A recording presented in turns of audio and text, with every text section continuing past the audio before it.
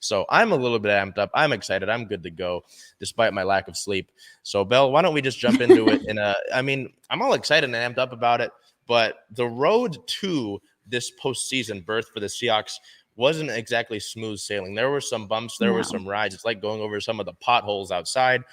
Why don't we just get into it with this game against the Rams and somebody that, when we began the season, I didn't think we'd be looking at with Baker Mayfield, that Rams team led by Baker Mayfield and without Aaron Donald too.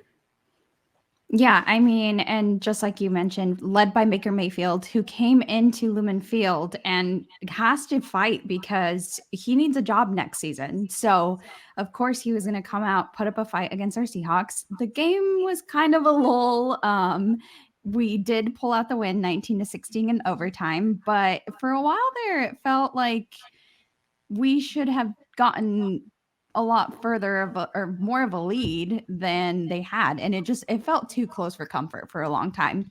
Of course, we had a couple of key points, and some of our key points here match, if not all of them. But that field goal that could have won it in regulation that just boinked off, and then of course sent it into overtime. So in overtime, you and I both kind of brought up the same points again as the key points, and that was K9 being K9, and that Quandre Diggs interception that really just kind of gave the ball back to the Seahawks and then helped cement the win, and of course then K9 with his performance. So yeah, I mean, of course you're hyped. Is there anything else that like you feel might have gone better or that we need to do better for this next game against San Francisco?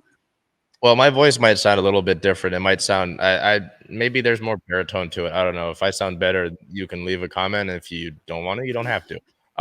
But Seattle looked sloppy throughout this one. There were in the second half 4 of Seattle's, four, because 3 in the second half and then 1 from the overtime period. 4 of those timeouts, were taken due to clock management issues. Geno Smith and the Seahawks could not get the ball off. As someone that was at the game, something that drives me crazy, and again, I've been told that I need to be more objective. Why, as a home team fan, as in this case a Seahawks fan, why are you chanting and cheering when the Seahawks have the ball on offense? That's like the whole point. It goes against the whole point of cheering when you're on defense, of the whole point of the 12th man, to get loud and to cause false starts. There were false starts by the Seahawks in the first half that shouldn't be happening in your own building, and because there were Seahawks chants and this and this and that, while the Seahawks had the ball on offense. If you're going to a Seahawks game and it's your first time or whatever, which it seemed like it was for a lot of people on Sunday's crowd, don't cheer when they're on offense. Please hold it till while they're on defense, because then when they're on defense in a third down in the fourth quarter and in overtime, I see way too many people sitting down or not saying anything. It's like that's the whole point of why you're there. That's where home field advantage comes from. Nonetheless, sloppy play. I mean, a lot of the first play from scrimmage, because the Seahawks lost the coin toss and they got the ball to start the game, was an interception by Jalen Ramsey. And Geno Smith said that they got the look that they wanted. Ramsey just jumped the ball. There are times where you have to acknowledge that great players will make great plays. Give that one to Ramsey there. Geno kind of had a tougher game. I mean, he did break some Seahawks records in this one. Broke Russell Wilson's passing yards in a season record. Among other things, earned a $1 million incentive due to the fact that the Seahawks made the playoffs this season. And I think in total, he's earned $3 million in incentives. So show me the money, Jerry Maguire. But I mean, the penalties in the first half, there was another delay of game, timeout taken because of delay of game in the first half as well. The 2 interceptions, that first one I mentioned, intercepted by Jalen Ramsey. The second, so Ramsey had 2 actually. The second one, Geno just overthrew DK. Just tough game, and we can talk about that with Geno in a little bit. But they got gashed by the run again. Cam Akers had a great game, and he's had a good end of the season, to be fair. That crowd, couldn't stop the run. That's where I see it. The 4 total timeouts that you had to burn. Geno Smith, those 2 picks. That crowd, which you won't have to worry about necessarily in San Francisco, even though San Francisco, like, legitimately, there was a time a few years ago in this rivalry where the 49ers put out a when to cheer post on social media, which is kind of ludicrous, but considering what happened on Sunday, I can't laugh as much. And stopping the run. If we want to get to it a little bit, and we'll do this on our game preview on Circling Seattle Sports' YouTube account this upcoming week, you got to stop the run against San Francisco. You got to make them one-dimensional to an extent and try to make and take advantage of Brock Purdy's mistakes. but they're a really good running team, and you're near the Mhm. bottom of the league in rushing defense. So there's some things they need to tighten up. Obviously, be happy with the win. They stayed resilient like they have throughout the season. Geno Smith and the offense was able to cool down as the course of the second half went on. And in overtime, as you pointed out in your points, and Kenneth Walker ran the ball well. They saw him in Wildcat, which I loved to see. I love the Wildcat. But you have to clean things up before Saturday if you want to extend your season to the divisional round. If you want to lose and get swept 3-0 against the 49ers, then sure, play like you did on Sunday. Even against the Jets, there were mistakes that were made 2 weeks ago. But my big point is you were sloppy, but you were able to overcome it. You cannot play that way against the 49ers. Yeah, I think Lumen and the 12s obviously have a good reputation of being a loud arena, or a stadium. So to hear that it kind of worked not in our favor is interesting. But I guess the excitement of the game kind of takes you over sometimes. We'll move on to our offensive and defensive players of the game here. So we went with the same offensive player of the game, Kenneth Walker III. For me, it's pretty self-explanatory. He had 29 carries, 114 yards, one reception for 10 yards, and just came up big when they needed him. So you want to be able to go to your best player when there's a time crunch and you need to win a game. And K9 was able to get them within field goal range to secure that win. So, yeah, that was my reasoning. And you hit on all the key points. He was actually my key player of the game. We started doing that on our posting on social media. So this is the perfect time for you to go check out on social media. I'll put the links, the ats down there below. But obviously, the last time that these two teams played in this really wild game down in SoFi Stadium, we were down to Tony Jones Jr. And at running back, at least, with a ton of injuries. DJ Dallas was still banged up. But yeah, it was great. So that was key to see him get back to running the football.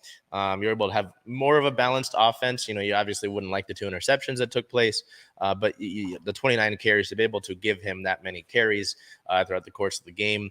And someone that I kind of want to spotlight, I think I talked about him last week as well, but DJ Dallas, is like, it wasn't a huge performance if you look at the stats, but he's the key plays and he's a key contributor. Obviously, it'll suck if next year, considering you're supposed to have Rashad Penny healthy and Ken Walker the third healthy, though there's kind of your top 2 punch. Where does DJ Dallas fit in there, right? You've got Travis Homer, who's been in third down packages as well as pass blocking packages. Where does DJ Dallas fit? You're going to carry 4 running backs, but he's been able to contribute positively. He had I believe it was a nice punt return in this game, helped run the Wildcat. They ran the Wildcat twice. One was a big rush by Ken Walker. And then they were going to run another one in the red zone, but Geno Smith, I think, was a little bit excited for the play and got a false start called on him. So who knows? Maybe, there's only 2 players for the Seahawks who've recorded a pass this season.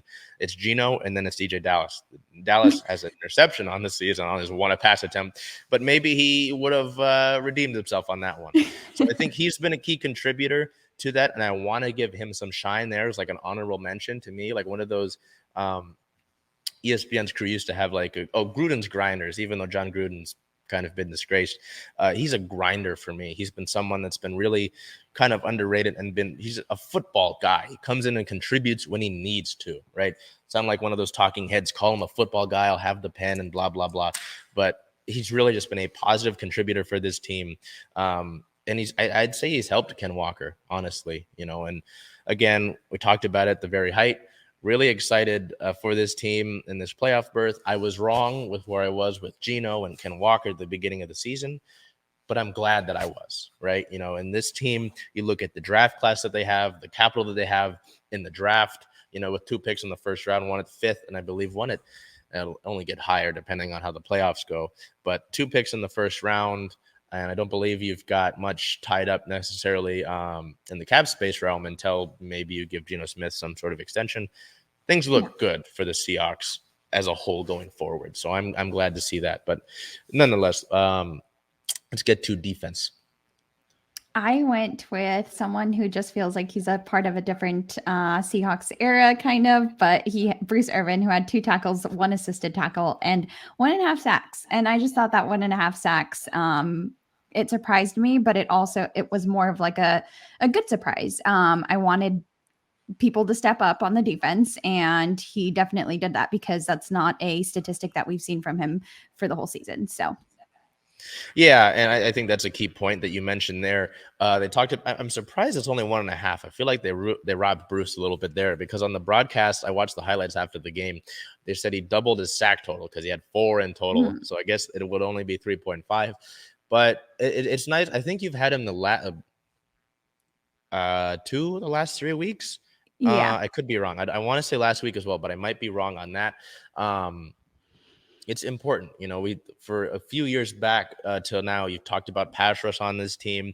We've had Darrell Taylor as a defensive player of the game here, and he's been able to sex things up. He leads the team with sacks at 9.5.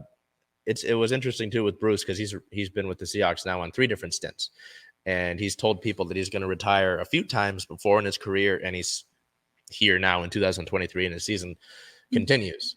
I feel good about the contributions that Bruce has made. And this might be more of like a wholesome thing for me, because, he coming out of college at Western Virginia, I believe it was Western Virginia. I believe he was a Mountaineer. It was kind of like, this guy's got a ton of red flags. Seattle's reaching with this pick. And I remember, one of the key moments in that rookie season for him was sacking Aaron Rodgers in the Hail Mary game. And he's just been someone that's been a veteran for this team throughout the stints that he's been with Seattle. And he's been a pass rusher. He has had his moments, he gets his offsides flags here and there.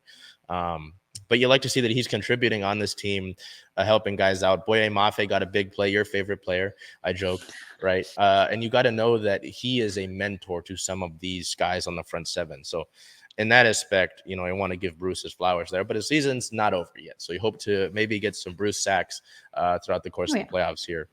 I could see where you went with that, just because of the magnitude of the play he made that you did mention. I went with Quandre Diggs here.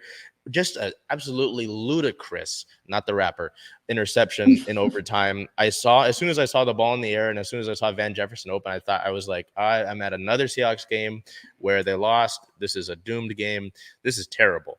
Quandre, 4 tackles, 3 solo, 1 pass deflection, 1 interception, including, that interception would save the game in overtime effectively.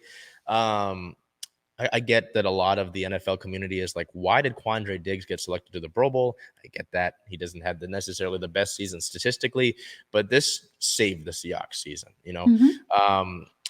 The Rams ran a great play where they had a route underneath Jefferson that was going out to the sideline, which was a comebacker. And so Tariq Woolen jumped on that comeback route, exposing Van Jefferson, that area of the field. He could have, did a somersault, baked a cake, great British baking show, whatever, all in the time that he was open. But Quandre Diggs, great closing speed as a free safety that you need as a free safety to be able to get that ball. And even the interception itself, like the catch was all the way back here out of his eye line. So it was, when social media or the Seahawks Twitter itself talks about him being a ball hawk, that's a ball hawk kind of play. And I don't know if you saw it on social media or during the game itself, but he got that interception. And who was on the sideline right in front of him? He gets an interception and he points the ball at Bobby Wagner, which is hilarious. The momentum, I think, kind of carried him out of bounds. Some people thought he could have returned it for 20 yards. But I think when you're running like 20 yards to the left and you catch that ball, I think you're, unless you were able to, turn on a dime pretty well, kind of tough. But that's a big play. And obviously Diggs has been a key contributor to this team ever since Seattle traded for him from the Detroit Lions. But huge play. The Seahawks defense played well the last 2 weeks to really get things back on track. I know they had some struggle. They still struggle against the run, which is something that have to fix. But they did their job in this game. I'll argue. I'd say they did their job, having been put in their own red zone just after the first play of the game, holding the Rams to several field goal attempts. So I would argue they did their job, and Quandre Diggs was a big part of that, obviously. Yeah, and of course, not knowing how the Packers and Lions game was going to go yet, that's all they really could do at that time is do their job and secure their win. And they did that. And I think they were rewarded for that. So we'll move on to some inactives here. On the inactive list against the Rams were Phil Haynes, Penny Hart, Isaiah Mack, Vi Jones, Joshua Oni. I'm going to ask for your help on that one. I can't tell. Josh, he's a nice guy, I'm sure. We're going to go with that. Okay. Hardy Burns. Artie Burns and Ryan Neal. Injury sustained versus the Rams? Not None. not that we've seen, which is good to see. That's true. Not that we've Yeah. seen. We don't know what might surface, but for now, none. There were some roster moves that took place within the last week. On the 3rd, the team placed Jordan Brooks on IR. They added Tyler Mabry to active roster. They signed Chris Steele to the practice squad, and then they signed Connor Weddington to the practice squad as well. And then, as you mentioned, Seattle's top draft pick was finalized. So with Denver's Week 18 win, surprisingly, Week 18 win, the Seahawks have the number 5 overall selection in the 2023 NFL Draft. And that wraps up our Seahawks for just now while we move on to some league news. And I don't think this is going to be new information to anybody, but of course, we're going to mention it. Damar Hamlin did suffer a cardiac arrest on Monday Night Football's game. So he collapsed on the field during the Bills-Bengals game on Monday night. The game was postponed as Hamlin was taken to the hospital. At 7:18 p.m. Pacific Standard Time, the NFL released a statement that he was at a local hospital in critical condition. We then received another update at 8:01 p.m. that his vitals were back to normal and he was undergoing further testing at the hospital. The Bills said that Damar Hamlin suffered a cardiac arrest and his heartbeat was restored on the field with CPR. On the 4th, Damar showed improvement. The Bills said that Damar Hamlin had remained in critical condition but had signs of improvement noted the day before and overnight. Hamlin asked the staff through writing if the Bills had won their Monday Night Football game, and his doctor told him that, yes, you won the game of life. On the 5th, the Bills-Bengals game was officially canceled. They would not reschedule the game. The NFL announced that the game will not be resumed and that the AFC title game could be played on a neutral site. As a byproduct of the cancellation of the Bills-Bengals game, Bengals became AFC North champs. A coin flip could decide home field if the Bengals and Ravens meet in the wild card. On the 6th, Hamlin did get to talk to his family. The safety had his breathing tube removed and had been able to speak with his family and the care team. On week 18, we did see all the love and support for Hamlin. The NFL displayed it in every single game with love for Damar 3 pregame shirts, moments of support across the league, and the Bills wearing the number 3 jersey patches. Hamlin was able to FaceTime his friends, and he did live tweet as well as the Bills dominated the Patriots. The Bills scored on a kickoff return 3 years and 3 months since the last time they scored a kickoff. They scored another kick return touchdown in the third quarter when down by 3 points. That was a lot. Anything that you would like to say in regard to the Damar Hamlin situation? Well, obviously, it was a really scary moment, and just kind of the uglier side of the NFL. You know, with the NFL, the protocol would have been for the game to start 5 minutes after that, and just the fact that that's in protocol. You know, I don't know how you as a player can do that. You know, there are a ton of quotes from different players about, Bengals coach Zach Taylor said that the Bills coach Sean McDermott said that I can't coach a football game right now. I have to be at the hospital with Damar. All of that, you know, you want to take all of that, and obviously that's been the dominant newscape of the sports world, let alone just the NFL world, right? Thankfully, this morning, which is really awesome to see. The Bills released a statement saying, from UC Medical Center, that we are thrilled and proud to share that Damar Hamlin has been released from the hospital and returned to Buffalo. He's doing well, and this is the next stage of his recovery. So good things are happening. But it was just really awesome to see so many tributes around the NFL, whether it's teammates, former friends, you know, high school teammates, all of that paying so much tribute. His charity, I don't remember the official name. You'll have to pardon me. But his charity raises money for toys for kids. The original goal was $2,500, and the last update that I saw, it had passed $8 million, which is incredible, really. And I can imagine that'll only grow. So just to see all of that take place is, you know, obviously unfortunate that Hamlin was even in that position in the first place.